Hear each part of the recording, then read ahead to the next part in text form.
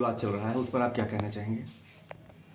देखिए, ऐसा है यूजीसी कानून जैसा कि देखा जा रहा हो बना हुआ है, भारत सरकार के द्वारा बनाया गया है। उसमें भेदभाव लगाया गया है सामान्य वर्ग के छात्रों के साथ। और भारतीय संविधान और भारतीय व्यवस्था में ये व्यवस्था है कि सबको बराबर का अधिकार मिलना चाहिए। कोई भी और विद्यालय में छात्र छात्र होता है, जाति नहीं होती है। जैसे कि कचहरी में वकील वकील होता है, जाति नहीं होती है। इसी तरीके से इससे क्राइम बढ़ेगा और छात्रों के ऊपर, सामान्य वर्ग के छात्रों के ऊपर अभियोग दर्ज होंगे। मैं भारत सरकार से यही अनुरोध करूंगा कि इस कानून को वापस लें और किसी भी वर्ग का, चाहे वो सामान्य हो, पिछड़ा हो, अनुसूचित जाति का व्यक्ति हो, किसी भी वर्ग के छात्र का उत्पीड़न किसी भी तरीके से न हो। अगर इस पर सरकार यू टर्न नहीं लेती है तो आगे क्या कुछ योजनाएं बन रही हैं?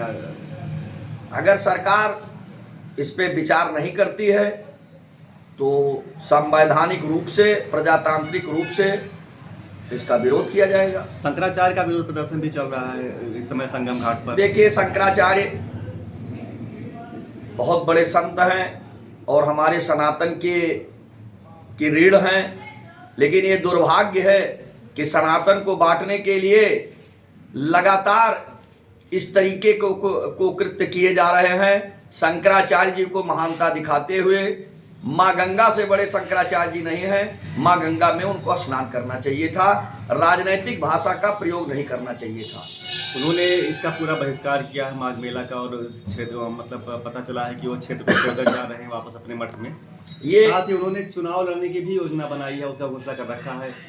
देखिए, ये उनकी मर्जी है। सनातन में अभी तक शंकराचार्य चुनाव नहीं लड़ते थे। जहां तक उनकी एक मांग लगातार सोशल मीडिया से लेकर अखबारों पे आ रही है, गौ रक्षा, निश्चित तरीके से गौ माता की रक्षा होनी चाहिए, लेकिन यह भी होना चाहिए था कि शंकराचार्य जी को कांग्रेस के जमाने में आपके पूर्वाधिकारियों के द्वारा भी इसकी आवाज उठाई जानी चाहिए थी, क्योंकि आपकी पीठ ही शुरू से कांग्रेसी पीठ मानी जाती है शंकराचार्यों में। तो कांग्रेस के जमाने में या उत्तर प्रदेश के अन्य जो देश के प्रदेश हैं, कर्नाटका जैसे प्रदेश में इनकी आवाज नहीं उठ रही है कि गौ हत्या बंद होनी चाहिए।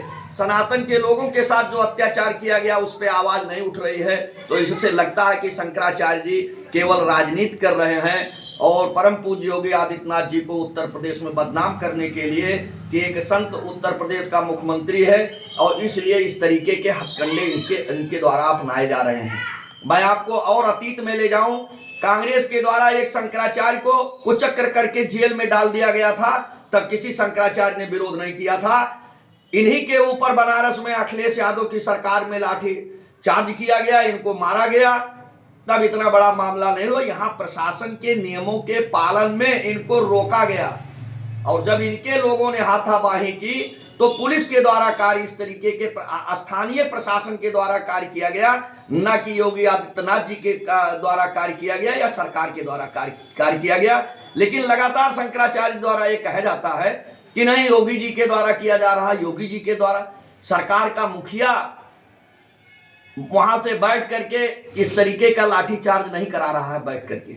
यह स्थानीय प्रशासन का काम है, स्थानीय प्रशासन के द्वारा काम किया गया।